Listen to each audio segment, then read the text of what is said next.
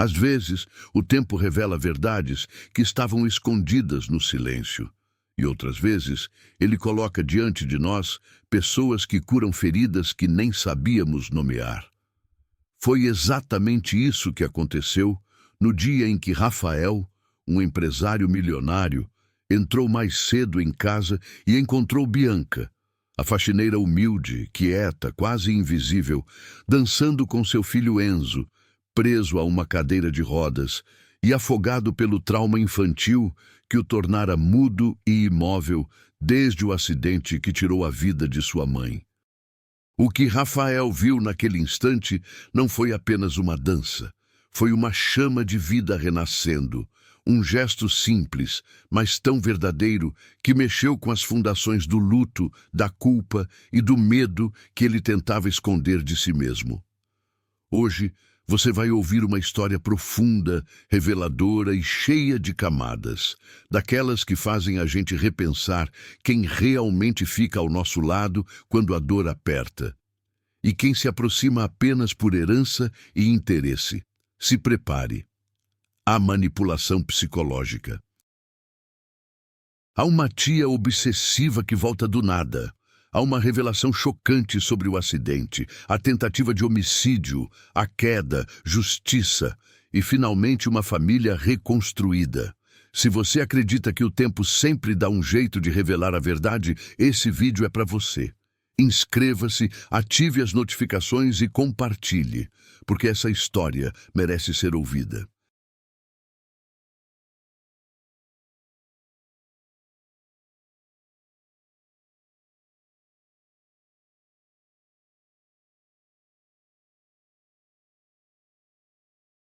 E no final, quero que você comente até onde você iria para proteger quem ama. O primeiro dia de Bianca na casa de Rafael parecia comum, mas havia algo diferente no jeito como ela olhava para Enzo. Enquanto as outras cuidadoras enxergavam apenas uma criança apática, traumatizada e silenciosa, ela viu um menino escondido dentro do próprio medo. Aquela fragilidade tocou algo profundo nela, talvez porque também carregava cicatrizes que o tempo não conseguiu apagar completamente.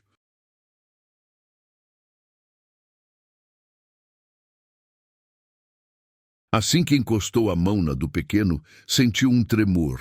Não era rejeição, era pedido de ajuda. E naquele momento, sem dizer palavra, ela prometeu a ele uma coisa que ninguém mais tinha prometido: paciência.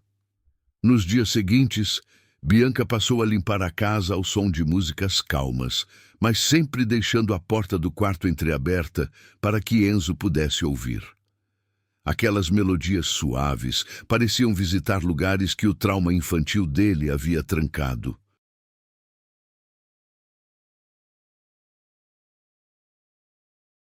Ele não falava, não andava e mal piscava, mas Bianca notou sinais que ninguém percebia. Um dedo mexendo, um piscar mais demorado, um suspiro quando ela se aproximava. Pequenas reações que para o mundo não significavam nada, mas para ela eram gritos silenciosos. Bianca começou a incluir Enzo nas atividades simples: passar pano na mesa, ajeitar almofadas, escolher a música do dia apontando com o olhar.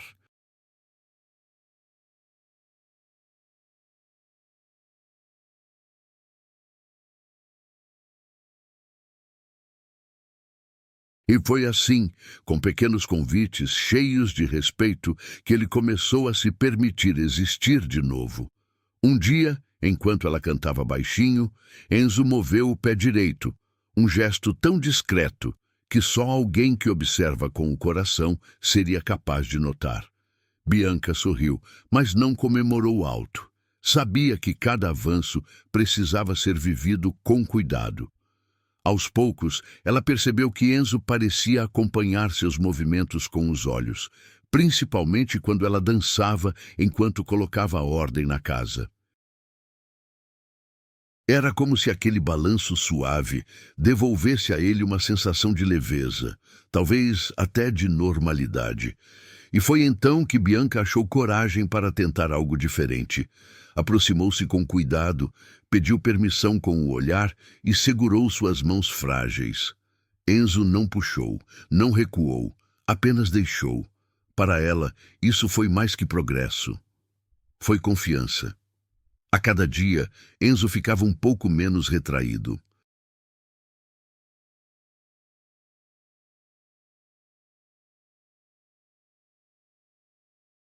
Bianca contava histórias simples, falava do céu, do cheiro da chuva, de como aprendeu a dançar com sua própria mãe.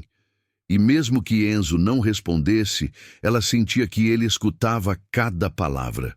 Era quase como se a presença dela reorganizasse algo dentro dele, afastando a sombra fria da culpa e do luto que ele carregava por algo que nunca deveria ter sido culpa de uma criança. O vínculo começou a se tornar tão forte que até os funcionários da casa perceberam.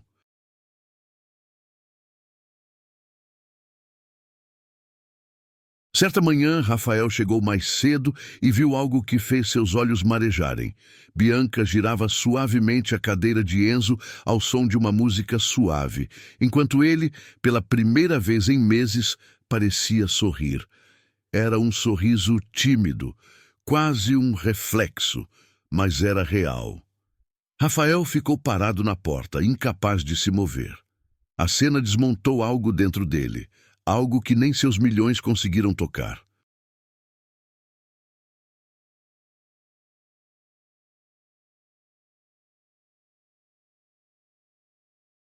Naquela dança silenciosa, Rafael viu seu filho, o mesmo menino de antes do acidente, reaparecer por um segundo. Bianca parecia enxergar dimensões da dor dele que até os médicos ignoraram. E, no fundo, o empresário sentiu um misto de gratidão e desconcerto. Como alguém tão simples conseguia fazer tanto? Porque era ela, e não ele, quem devolvia vida ao filho. A resposta ele ainda não sabia, mas sentiu que aquela mulher estava ali por um motivo que o destino guardava há muito tempo. Conforme os dias passavam, o progresso de Enzo se tornava impossível de ignorar. Uma mão levantada aqui, um som abafado ali, um olhar mais firme. Era como se Bianca estivesse reconstruindo o menino peça por peça, com paciência, calor e uma sensibilidade que desarmava qualquer resistência. A casa, que antes parecia um túmulo de memórias dolorosas, começou a ganhar cor de novo. Mas o destino nunca permite que a paz se prolongue sem antes testar sua força.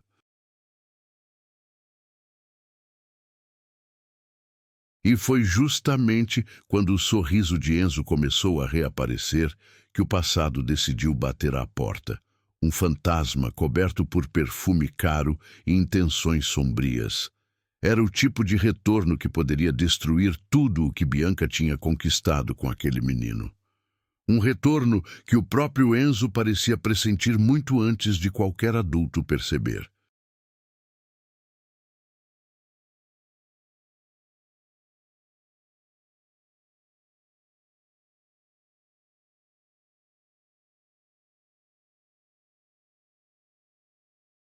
O dia em que Verônica apareceu foi como uma mudança brusca de clima. O céu estava claro, mas de repente ficou pesado, carregado, quase difícil de respirar. Bianca estava dando banho de sol em Enzo no jardim quando ouviu o portão bater com força incomum. Rafael atendeu primeiro, e o silêncio dele depois da abertura da porta disse mais do que qualquer frase. Quando Bianca se aproximou, viu uma mulher idêntica à foto de Amanda, e por um instante achou que estivesse diante de um fantasma. Mas não era a Amanda. Era sua irmã gêmea, Verônica, uma figura envolta em mistério desde o acidente. Para Enzo, a presença dela caiu como um raio. Assim que seus olhos encontraram aquela mulher, o menino começou a tremer, como se memórias adormecidas tivessem sido cutucadas de uma vez só.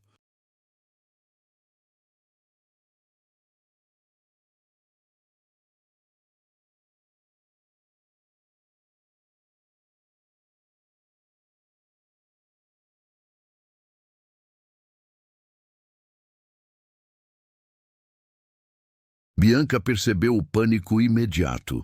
Os dedos dele se fecharam com força nas barras da cadeira. O olhar fugiu e um som abafado escapou de sua garganta. O primeiro som de verdadeiro desespero que ela já tinha visto nele. Era evidente que aquilo não era medo comum. Era medo enraizado, visceral, nascido de algo muito maior que palavras. Rafael tentou apresentar Verônica de forma cordial, dizendo que ela estava de volta ao Brasil por um tempo, mas até sua voz soou artificial.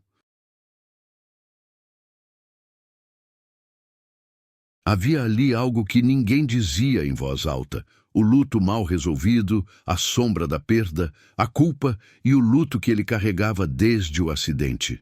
Verônica, com um sorriso que não chegava aos olhos, aproximou-se rapidamente de Enzo e tocou seu rosto como quem experimenta um objeto.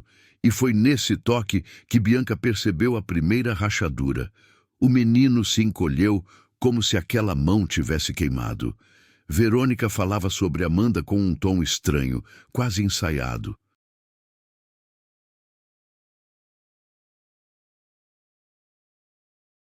Dizia sentir saudades, dizia estar ali para ajudar, dizia querer ser presença, mas a cada frase havia algo deslocado, como se ela estivesse interpretando um papel. Bianca, sensível por natureza, percebeu a frieza nos detalhes, no olhar sempre avaliativo, no sorriso que surgia apenas quando Rafael olhava, no jeito calculado de circular pela casa. E tudo isso contrastava com Enzo, que parecia se diminuir um pouco mais toda vez que a tia entrava na sala.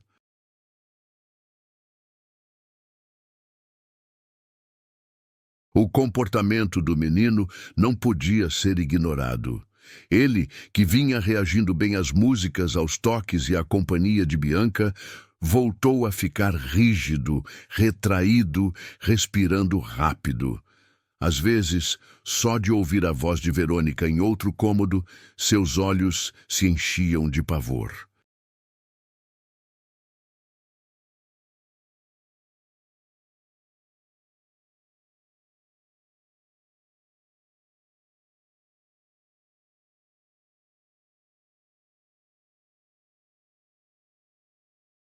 Era como se a simples presença dela reabrisse feridas profundas, como se despertasse lembranças do acidente que ele guardava enterradas no canto mais escuro da mente.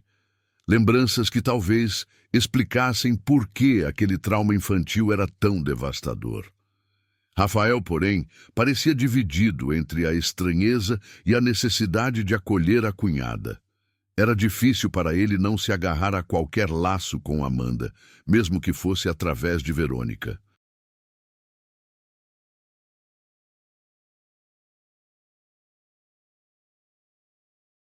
A semelhança física era perturbadora, quase cruel, do jeito que ela mexia nos cabelos ao perfume que lembrava vagamente o da irmã. Para Rafael, isso mexia com a própria culpa e luto. Já Bianca observava tudo com um aperto no peito, sentindo que algo ali não encaixava, como uma peça errada que insiste em entrar no quebra-cabeça. Verônica passou a circular pela casa como se tivesse direito sobre tudo, como se a tragédia lhe concedesse autoridade moral.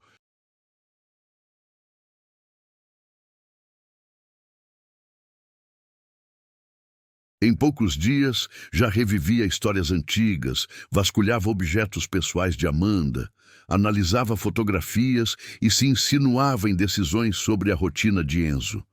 Mas o que mais incomodava Bianca era o olhar da tia sobre o menino. Não havia carinho, não havia saudade, havia controle. Era como se ela quisesse se certificar de que ele continuava frágil, vulnerável, indefeso. Certa tarde, quando Bianca levava Enzo ao quarto, Verônica surgiu no corredor de forma inesperada. O menino congelou, respirou fundo e desviou o rosto, com um medo tão explícito que fez Bianca sentir a própria pele se arrepiar. A tia, porém, inclinou-se e sussurrou algo inaudível no ouvido dele. Algo que fez os olhos da criança se encherem de lágrimas instantaneamente. Quando Bianca tentou perguntar o que ela havia dito, Verônica apenas sorriu e se afastou, deixando no ar uma sensação de ameaça. A partir daquele dia, Bianca soube que não estava apenas diante de uma visita inconveniente. Algo muito mais sombrio havia entrado naquela casa. Algo que tinha relação direta com o acidente, com as memórias de Enzo, com a manipulação psicológica que ele começaria a sofrer dali para frente. E por mais que Bianca tentasse proteger o menino, já era possível sentir. Aquela presença seria capaz de destruir tudo o que ele havia conquistado. Nos dias seguintes à chegada de Verônica, o progresso de Enzo começou a escorrer pelos dedos como areia fina.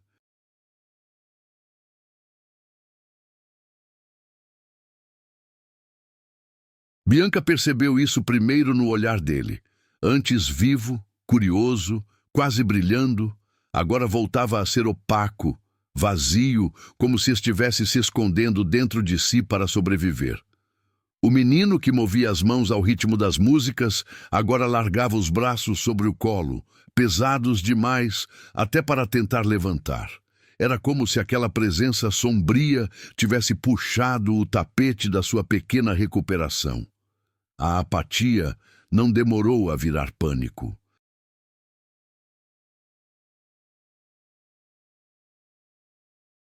Quando ouvia passos no corredor, Enzo prendia a respiração, esperando ou temendo que fosse Verônica entrando no quarto.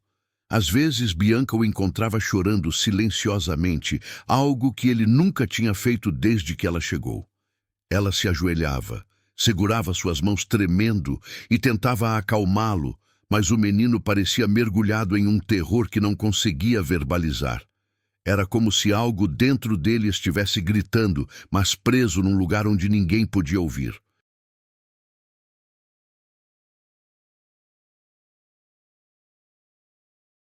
A regressão emocional veio de forma brutal.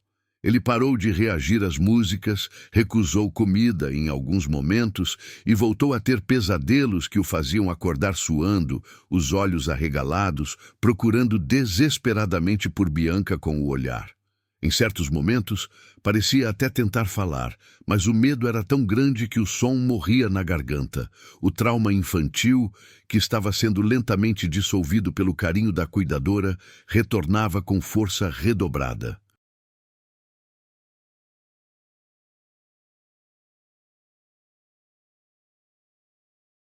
Bianca sabia que aquilo não era coincidência. A simples presença de Verônica parecia desencadear memórias que ele lutava para esquecer desde o acidente. E embora ela não soubesse o motivo, conseguia sentir, no fundo do peito, que o menino guardava uma verdade dolorosa demais para ser expressa. Uma verdade ligada àquela tia obsessiva, que agora circulava pela casa com passos leves e expressão de segurança arrogante, como se soubesse exatamente o caos emocional que causava. O mais doloroso para Bianca era ver a mudança física no comportamento do menino. Ele encolhia os ombros sempre que Verônica entrava no cômodo, evitava olhar para ela. E às vezes ficava estático, tão imóvel que parecia voltar àquele estado quase vegetativo dos primeiros meses após o acidente. A cuidadora tentava se interpor entre eles sempre que possível, criando barreiras invisíveis para protegê-lo.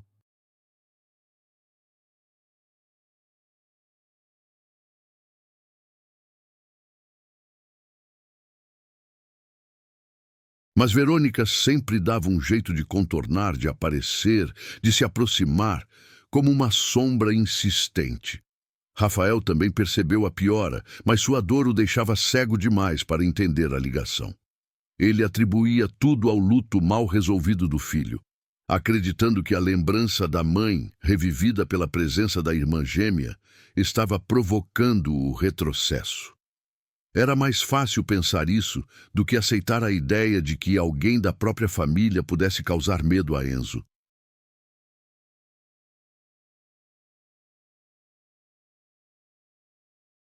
Bianca, embora respeitosa, sentia vontade de sacudi-lo e gritar: "Esse menino está pedindo socorro!" Mas sabia que não podia agir por impulsos.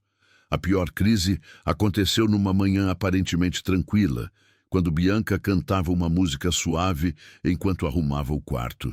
De repente, Enzo começou a tremer. Não era frio, não era dor física, era pavor. Ele olhava fixamente para a porta, como se pudesse ver através dela. Instantes depois, Verônica surgiu no corredor. O menino tentou levantar as mãos, como se quisesse avisar algo, mas o corpo não respondeu. O olhar dele implorava para Bianca protegê-lo, e foi aí que ela percebeu o quanto a situação tinha se tornado insustentável. Após esse episódio, Bianca decidiu que precisava observar Verônica mais de perto. Algo estava profundamente errado. Não era apenas o desconforto natural por causa da semelhança com Amanda.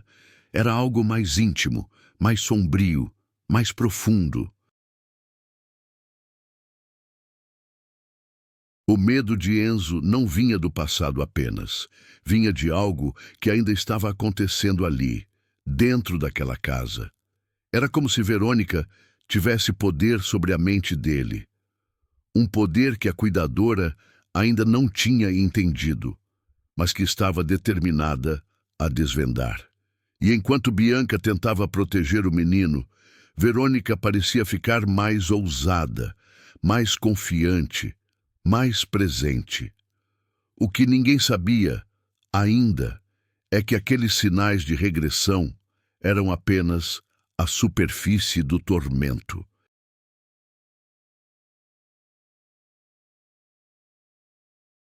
Porque a manipulação psicológica cruel de Verônica estava prestes a se revelar de forma explícita, deixando claro que o que Enzo vivia não era regressão, era perseguição.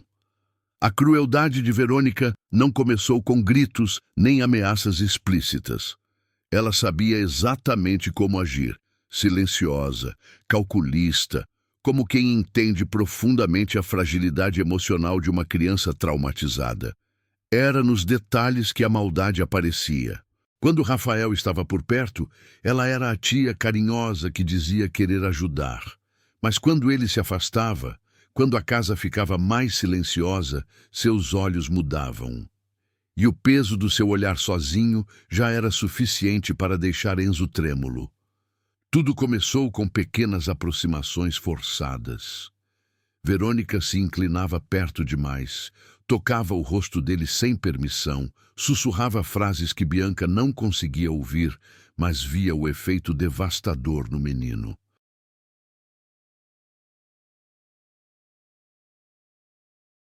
Ele segurava a respiração, encolhia os ombros, apertava as mãos na cadeira, como se tentasse desaparecer dentro de si. O simples tom de voz dela era capaz de reacender o terror enterrado desde a revelação do acidente que ele guardava dentro da mente. Um segredo que o consumia. Com o tempo, Verônica passou a insinuar coisas cruéis, sempre em momentos em que Bianca se afastava alguns segundos.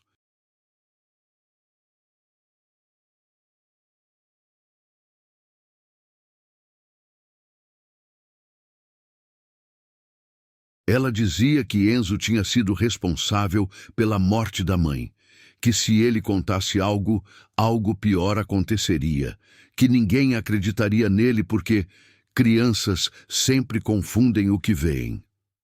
Era manipulação psicológica em seu nível mais perverso, moldada para destruir qualquer resquício de coragem que o menino estivesse reconstruindo. E o pior é que Enzo acreditava. Ele carregava culpa e luto desde o acidente, sem entender o que realmente tinha acontecido naquele dia terrível. A mente de uma criança traumatizada é campo fértil para distorções. Verônica sabia disso e explorava cada fração dessa vulnerabilidade. Às vezes, o menino tentava gesticular para Bianca, tentando contar algo, mas a proximidade da tia fazia suas mãos tremerem tanto que nada saía. O silêncio dele não era incapacidade, era medo. Certa tarde, enquanto Bianca preparava o lanche, Verônica entrou no quarto sem ser percebida.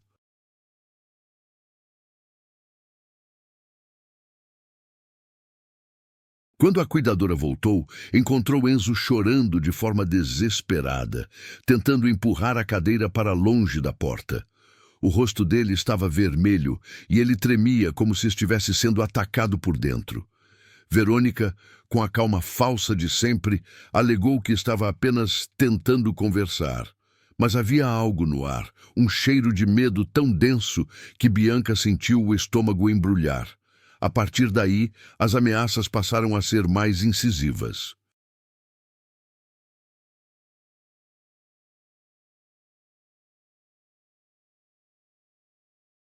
Verônica sussurrava que se Bianca descobrisse algo, ela seria mandada embora.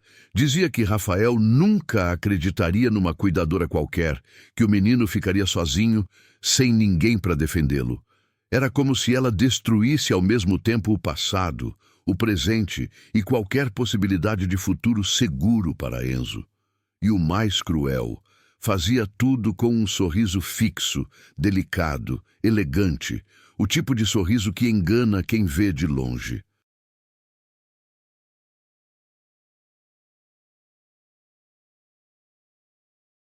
Bianca começou a notar comportamentos estranhos durante esses encontros. Às vezes, encontrava desenhos rasgados no chão, folhas borradas com traços que pareciam explosões de medo. Em algumas ocasiões, via Enzo com as mãos sobre os ouvidos, balançando o corpo para frente e para trás. Um comportamento regressivo que só surgia quando Verônica se aproximava. Era evidente que o menino estava sendo amedrontado de um jeito profundo demais para ser coincidência.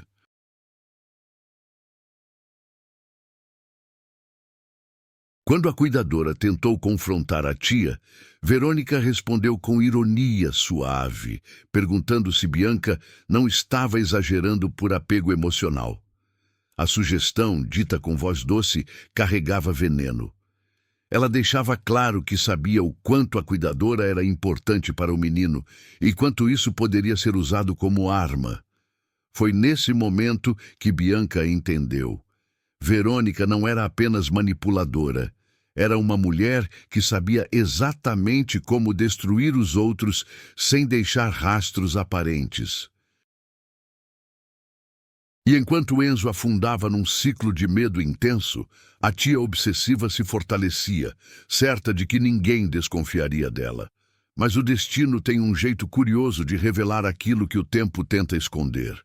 E Bianca, movida pelo amor genuíno que tinha por Enzo, estava prestes a descobrir evidências que derrubariam a máscara perfeita de Verônica e revelariam uma verdade que mudaria tudo.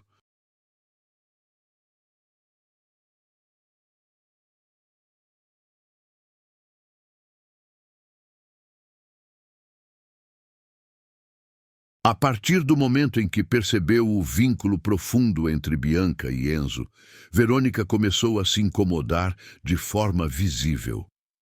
A tia obsessiva precisava de controle, precisava de domínio, precisava manter todos emocionalmente vulneráveis à sua influência. E Bianca, com seu carinho sincero, era uma ameaça direta a esse poder. Então, ela iniciou o que sabia fazer melhor: sabotagem silenciosa, cruel, calculada. O tipo de manipulação que destrói reputações sem deixar impressões digitais. O primeiro passo foi plantar desconfiança no coração já frágil de Rafael.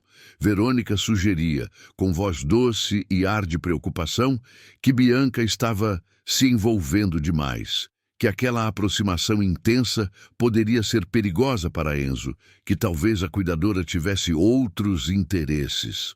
Ela insinuava que a moça estava ocupando um espaço que não era dela, que talvez estivesse manipulando as emoções do menino para se manter na casa. Suas palavras eram veneno envolto em seda. Depois vieram os bilhetes falsos. Um dia, Rafael encontrou um papel no quarto de Enzo com uma caligrafia tremida, dizendo que Bianca cochichava coisas estranhas para o menino. Outro bilhete alegava que a cuidadora reclamava do patrão pelas costas. Rafael, embora desconfiado, não conseguia ignorar totalmente. Afinal, sua dor e seu luto ainda o deixavam emocionalmente vulnerável. E Verônica sabia exatamente onde pressionar. A sabotagem ficou mais ousada.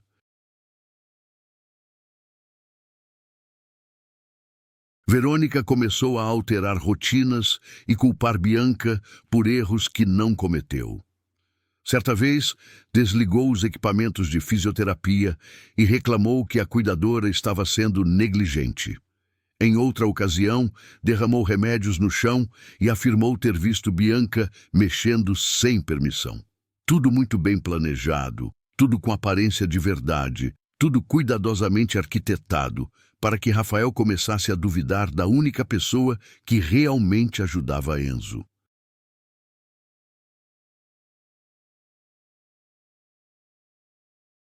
Bianca tentava manter a calma, mas sentia o cerco se fechar.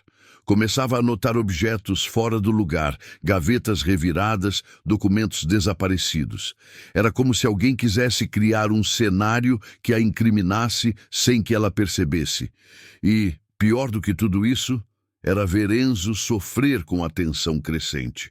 O menino, que já lutava contra o trauma infantil e o terror constante, parecia entrar em colapso cada vez que sentia o clima pesado entre os adultos.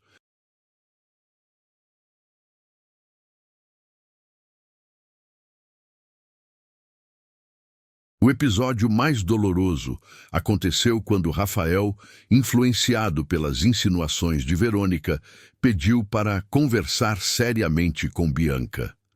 Ele questionou sua postura, perguntou se ela não estava ultrapassando limites, insinuou que talvez ela estivesse criando dependência emocional no menino.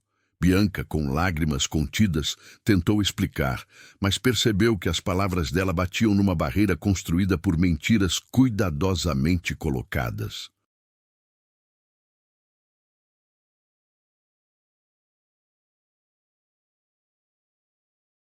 E Verônica, observando de longe, sorria discretamente. Mesmo assim, Bianca não desistiu. Ela sabia que a verdade estava ali, escondida em algum lugar. Percebia que Verônica conhecia detalhes demais sobre o acidente, sobre remédios, sobre a rotina da irmã. Coisas que, supostamente, ela não deveria saber se estivesse na Europa como afirmava. Então começou a observar mais atenta.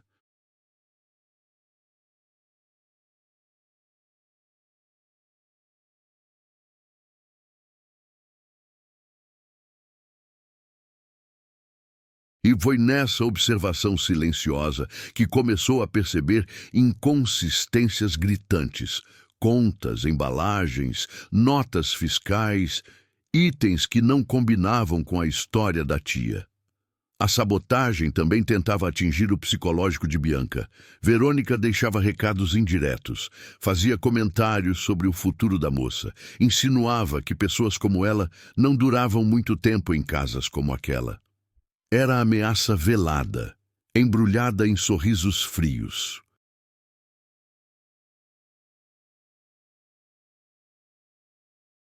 Mas Bianca, por amor a Enzo, decidiu enfrentar o medo e continuar observando, sabendo que cedo ou tarde algo escaparia pelos dedos da mulher que vivia de aparências. E foi justamente essa determinação silenciosa que mudou o rumo da história. Porque no meio daquele caos emocional, Bianca encontrou algo. Documentos, remédios, contas, fotos, peças soltas de um quebra-cabeça que revelariam que Verônica nunca esteve na Europa coisa nenhuma.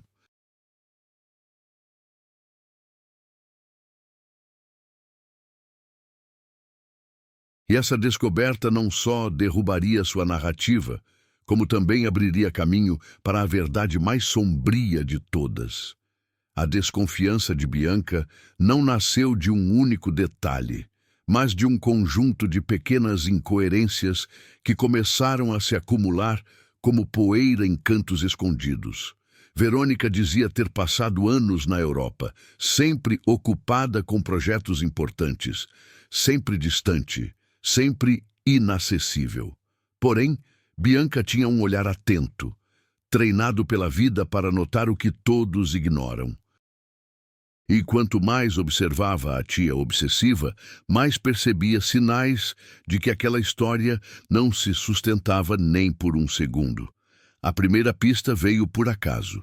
Enquanto organizava o escritório de Rafael, Bianca encontrou uma correspondência antiga endereçada a Amanda, enviada meses antes do acidente.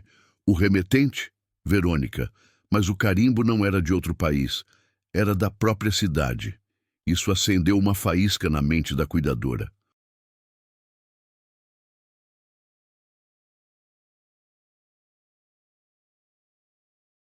Por que alguém que dizia morar na Europa enviaria cartas de uma cidade do interior?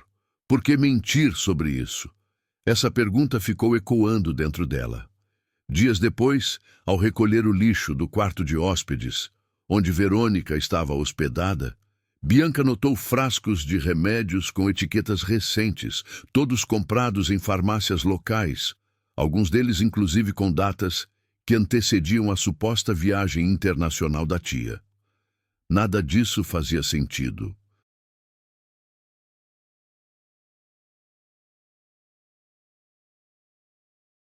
Se ela estava fora do país, por que havia medicamentos comprados ali em datas que contradiziam sua história?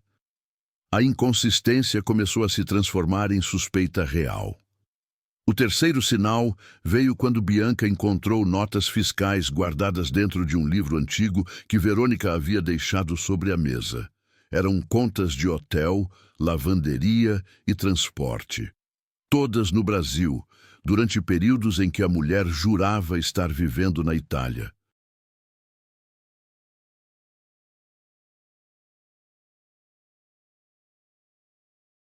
As datas combinavam com fases específicas antes e depois do acidente. Bianca sentiu um calafrio percorrer a espinha. Verônica não apenas mentia, ela havia construído uma identidade falsa, talvez para encobrir algo muito maior. A maior reviravolta veio quando Bianca, procurando uma roupa para lavar, encontrou no fundo de uma gaveta uma fotografia que parecia ter sido escondida às pressas. Era uma imagem de Verônica em frente a uma clínica psiquiátrica localizada a poucas horas dali. A data no verso indicava que ela havia estado ali pouco tempo antes do acidente. A expressão de Verônica na foto era dura, perdida, quase perturbadora. Um tipo de olhar que não combinava com a mulher elegante e controlada que agora circulava pela casa. Movida pela intuição, Bianca começou a investigar discretamente as redes sociais e documentos deixados por Amanda. Em uma pasta esquecida, encontrou registros de discussões antigas entre as irmãs, envolvendo dinheiro, herança e interesse. Mensagens de Amanda dizendo que Verônica não estava bem, que precisava de ajuda, que estava obcecada com a vida dela. O padrão era claro.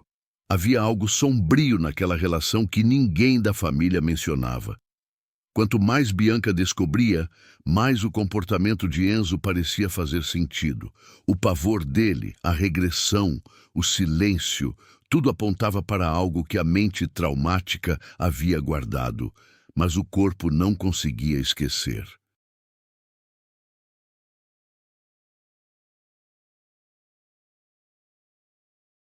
O acidente não tinha sido apenas um acidente. E Bianca começava a perceber que Verônica não era apenas uma tia complicada. Era alguém que talvez tivesse estado mais presente naquela tragédia do que todos imaginavam.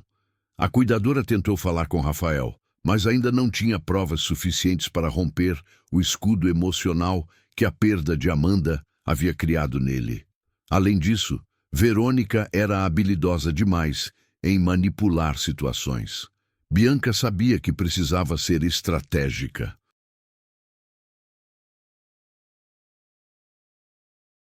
Precisava juntar todas as peças antes de confrontar o monstro por trás da máscara. O monstro que Enzo parecia reconhecer de longe, mesmo sem conseguir falar.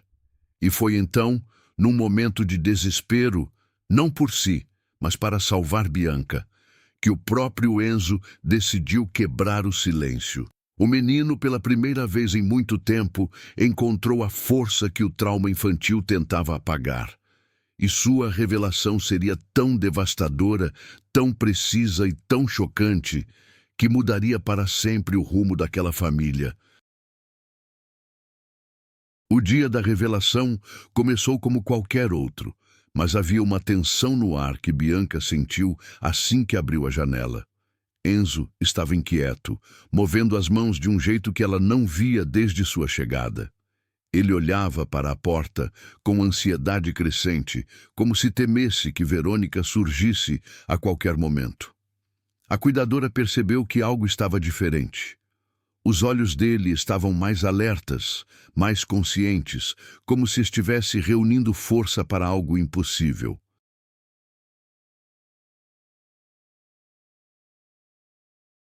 E naquele silêncio pesado, Bianca pressentiu que o menino estava prestes a quebrar uma barreira.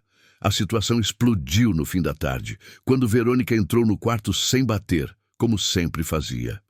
Enzo reagiu imediatamente. Tentou afastar a cadeira, tentou levantar as mãos, tentou emitir algum som. O pavor no olhar dele era tão puro, tão cru, que Bianca correu para intervir.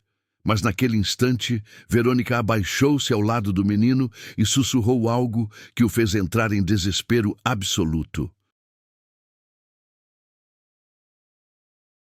Ele começou a chorar, a bater as mãos contra os braços da cadeira e a olhar para Bianca como se pedisse ajuda urgente. Rafael chegou na mesma hora, atraído pelo barulho, e viu a cena. O filho em estado de pânico, Bianca tentando abraçá-lo para impedir que se machucasse, e Verônica com aquela expressão gelada, dizendo que o menino estava tendo mais uma crise emocional. Mas quando Rafael se aproximou para ajudar, Enzo segurou com força a mão de Bianca. E essa pequena ação mudou tudo. Era a primeira vez que ele escolhia conscientemente a quem recorrer, a quem confiar. E seu corpo falava mais do que palavras. Foi nesse momento que Enzo tentou, pela primeira vez em meses, formar um som. Ele abriu a boca, lutou contra o bloqueio emocional e conseguiu soltar uma palavra tremida, quase irreconhecível, mas cheia de significado. Bianca ouviu primeiro. Depois, Rafael. Depois, até Verônica ficou imóvel. O menino, com o rosto molhado de lágrimas, repetiu com mais força, mais clareza, mais desespero. Foi ela... A palavra ecoou pelo quarto como um estouro. Foi ela, e ninguém ali teve coragem de respirar. Rafael, confuso, se ajoelhou na frente do filho. "O que você quer dizer, Enzo? Foi quem?" Ele tentava manter a calma, mas a voz falhava. Enzo tremia tanto que parecia que ia desmoronar, mas levantou o braço pela primeira vez desde o acidente. Apontou. Devagar, com esforço, como se cada centímetro de movimento fosse uma luta interna. E o dedo dele parou na direção de Verônica. Bianca levou a mão à boca. A verdade, até então enterrada, estava se revelando. Não em palavras longas, mas na memória mais dolorosa de um menino. Verônica tentou rir, dizer que aquilo era loucura, mas a máscara dela começou a rachar.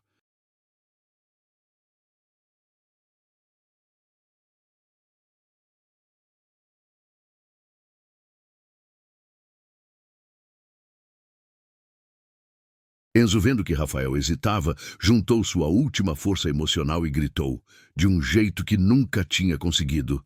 A frase que carregou preso por meses. Ela puxou! Mamãe, carro! Ela puxou! Ela puxou!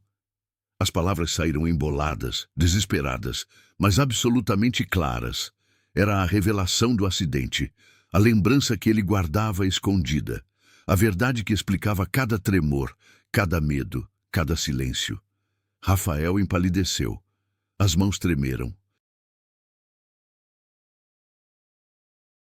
A mente dele viajou de volta ao dia do acidente, tentando encaixar detalhes que nunca fizeram sentido. Verônica, percebendo a gravidade da situação, começou a recuar, dizendo que o menino estava confundindo coisas, que trauma infantil pode criar falsas memórias. Mas Bianca, com a voz firme, interveio. Ele nunca confundiu nada, ele sempre soube quem estava no carro. Aquele era o ponto sem volta. Desesperada, Verônica perdeu o controle elegante que mantinha.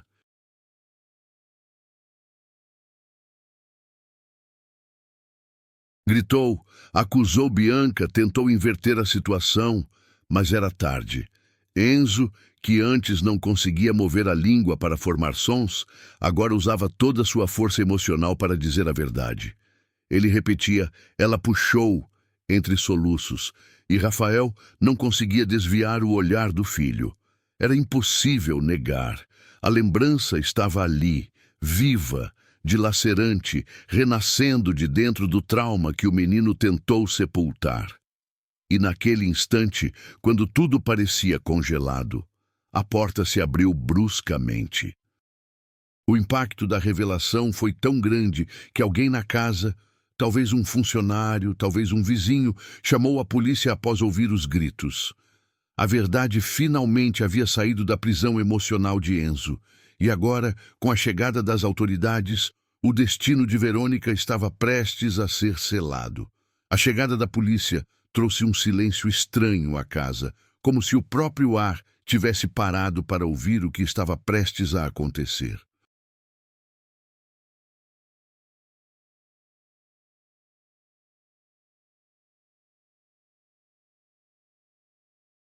Verônica, ainda ofegante após tentar negar a revelação de Enzo, congelou ao ver os uniformes entrando pela porta. Seu rosto, antes sempre controlado, começou a demonstrar rachaduras profundas. Medo, irritação, desespero. Rafael, paralisado entre a confusão e a raiva, apenas observava.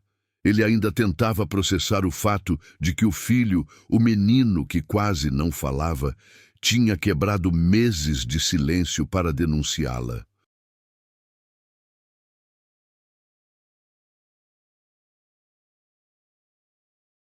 Os policiais entraram com cautela, guiados pelo relato apressado de um dos funcionários que ouvira os gritos e perceberam que algo muito grave estava acontecendo. Bianca, mesmo tremendo, respirou fundo e contou o que viu, o que ouviu e tudo o que vinha observando desde que Verônica chegara. Não era apenas uma acusação emocional. Era a soma de meses de comportamento suspeito, mentiras, manipulação psicológica e agora uma confissão indireta arrancada pela força da verdade de Enzo. Quando os agentes tentaram conversar com Verônica, ela tentou recuperar sua postura elegante. Falou de forma calma, alegando que tudo era fruto de uma criança traumatizada, que Bianca estava manipulando Rafael, que aquilo era um mal-entendido absurdo. Mas sua voz tremia. O charme calculado que sempre a protegia já não funcionava. Ela dava passos curtos para trás, como se tentasse fugir de uma lembrança que ela própria sabia que não podia apagar. Rafael se aproximou dela com olhos marejados. A imagem da esposa morta, o acidente, os meses de luto e culpa, tudo voltou com peso esmagador. Ele perguntou, com a voz baixa e quebrada, algo que a perfurou mais fundo do que qualquer acusação policial. Por que, Verônica? Por que você faria isso com ela? Com o Enzo? Era a pergunta que ela não queria ouvir, a pergunta que desmontava qualquer desculpa. Por alguns segundos, ela não respondeu. E nesse silêncio, a verdade falou mais alto do que qualquer palavra.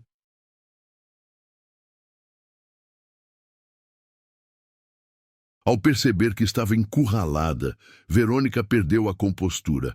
Começou a gritar que Amanda sempre teve tudo, que ela era ignorante em não ver o que merecia, que Rafael nunca olhou para ela.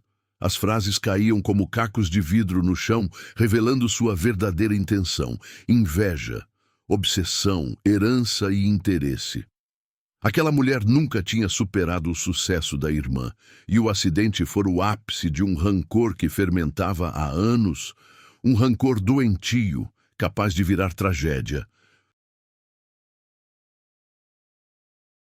A confissão involuntária foi suficiente para que os policiais avançassem. Verônica tentou correr, mas foi segurada antes de alcançar a porta. O desespero tomou conta do rosto dela. Não o desespero de alguém injustiçado, mas o de alguém que viu seu castelo de mentiras ruir de uma vez. Enquanto era algemada, ela ainda tentava culpar Bianca, chamando-a de manipuladora, dizendo que a cuidadora havia envenenado a mente de todos. Mas ninguém acreditava mais. A máscara havia caído por completo. Enzo, mesmo assustado, assistiu a tudo de olhos arregalados. Quando viu Verônica ser contida, algo dentro dele pareceu finalmente se soltar. Seu corpo relaxou pela primeira vez em semanas. Ele olhou para Bianca com uma expressão que misturava cansaço, alívio e um pedido silencioso por proteção. A cuidadora se ajoelhou e segurou sua mão com firmeza. E nesse simples gesto, o menino encontrou a segurança que o trauma infantil tentava arrancar dele desde o acidente.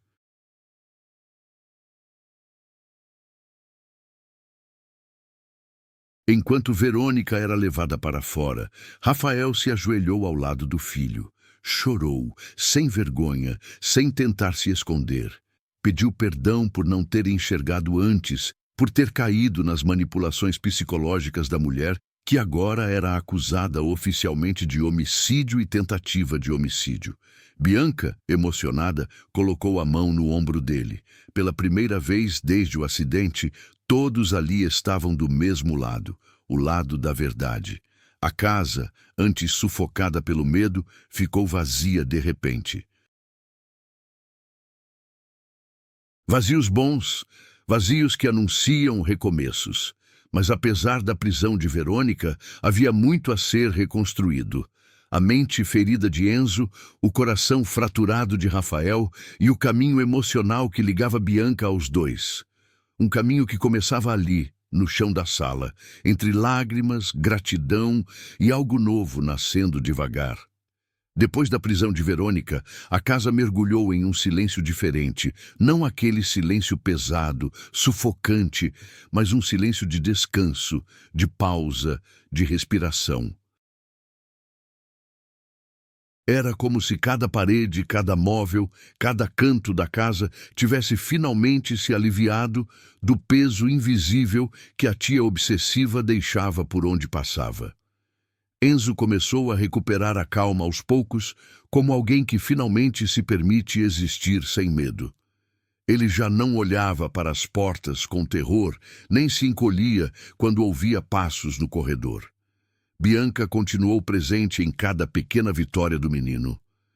Nos primeiros dias, ele apenas segurava a mão dela por mais tempo. Depois, passou a emitir sons curtos, quase palavras, como se estivesse reaprendendo a confiar na própria voz. A cuidadora celebrava esses avanços com alegria honesta, sem exageros, respeitando o tempo emocional de Enzo. Cada sorriso dele era um presente. Cada olhar mais firme era a prova de que a superação e cura emocional estavam finalmente acontecendo de verdade. Rafael, por sua vez, precisou lidar com camadas de culpa e luto que não tinha enfrentado antes.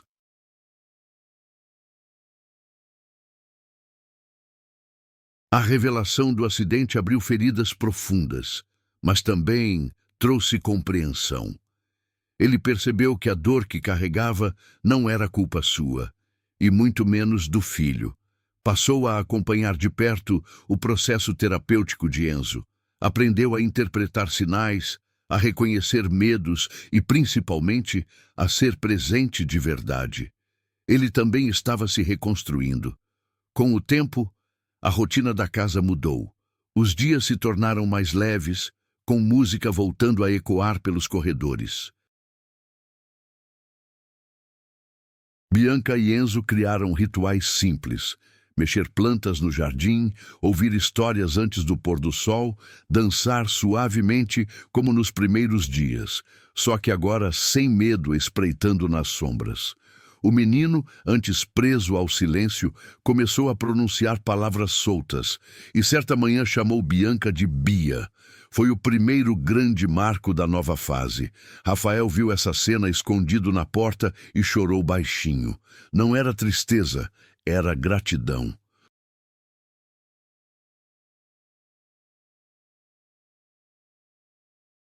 Cada gesto de Bianca salvava um pedaço de seu filho que o acidente havia tentado arrancar. Aos poucos, a admiração virou afeto, e o afeto virou algo mais profundo. Eles não falaram disso imediatamente. Ambos tinham consciência de que o foco era a recuperação de Enzo. Mas havia algo nos olhares, nos sorrisos, nas conversas calmas no fim do dia. Algo que o tempo cuidaria de revelar naturalmente.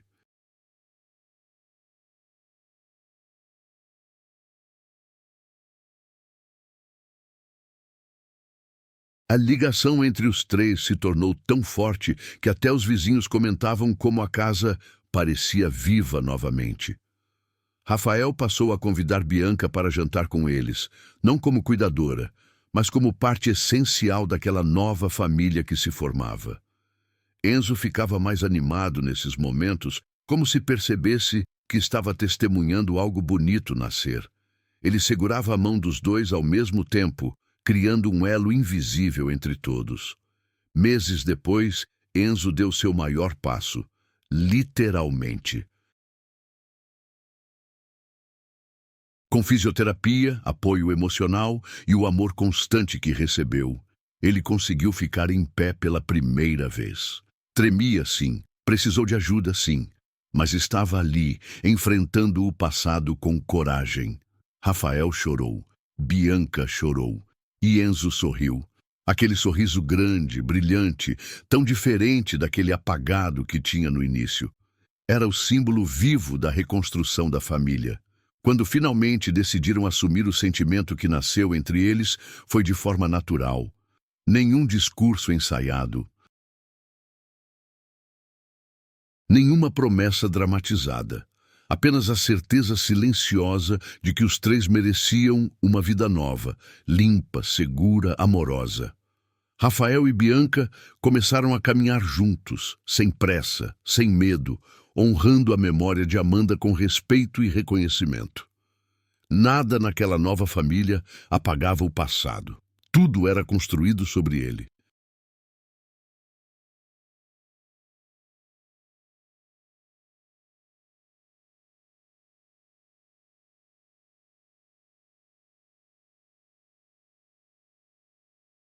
E assim, depois de tanto sofrimento, trauma infantil, manipulação psicológica, tentativa de homicídio e dor, a verdade venceu.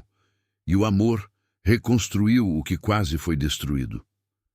O tempo, afinal, não revela apenas tragédias. Ele também revela cura, recomeços e destinos que se cruzam para restaurar o que parecia perdido. No fim, essa história nos lembra que ninguém atravessa a dor sozinho e que, mesmo quando tudo parece perdido, o tempo sempre encontra uma forma de revelar o que estava escondido. Cada gesto de amor, cada verdade dita no momento certo, cada escolha feita com coragem, tudo isso constrói o caminho da cura. Enzo, Rafael e Bianca provaram que família não é apenas sangue, mas presença, cuidado e verdade.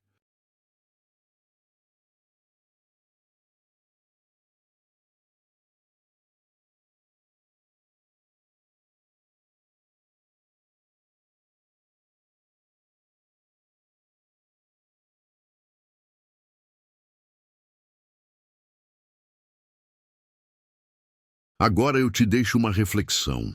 Quantas vezes você já deixou o medo te impedir de ouvir a verdade que seu coração tentava dizer? E mais, quem você precisa perdoar ou deixar ir para reconstruir sua própria história? Se essa história tocou seu coração, inscreva-se, ative o sininho e compartilhe. Deixe nos comentários: eu acredito no poder da verdade. Afinal, histórias assim fazem a gente lembrar que sempre existe um novo começo esperando para nascer.